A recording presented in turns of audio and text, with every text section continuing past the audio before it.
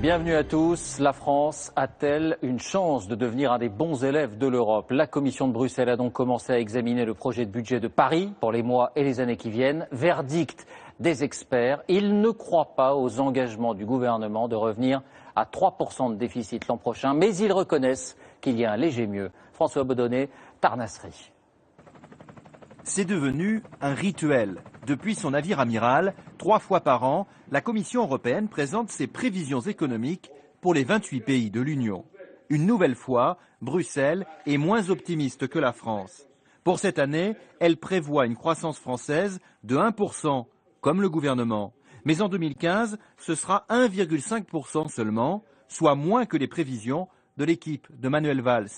Et c'est surtout sur le déficit que la Commission ne fait pas confiance à la France. Il sera, selon elle, de 3,9% cette année et de 3,4% en 2015. Elle ne croit donc pas à la promesse d'atteindre l'an prochain les sacro-saints 3% du pacte de stabilité. Pour son premier déplacement à Bruxelles, le nouveau ministre des Finances plaide justement la nouveauté.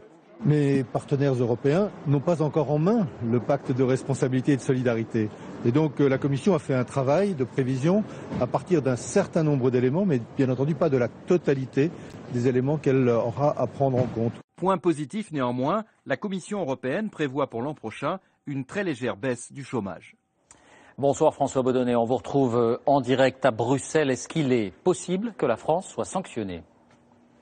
Alors la Commission européenne rendra sa copie à la France dans moins d'un mois. Et oui, notre pays pourrait en effet se faire taper sur les doigts sous forme de sanctions. Mais c'est peu probable, David, pour 2 raisons. D'abord parce que le contrôle continu de ce lundi est sévère, mais pas si mauvais que ça. Certes, l'an prochain, la France va manquer son objectif de 3% de déficit, mais la Commission dit aussi que les mesures d'économie annoncées vont dans le bon sens. Un haut responsable me confiait même: ce n'est pas parfait, mais c'est positif.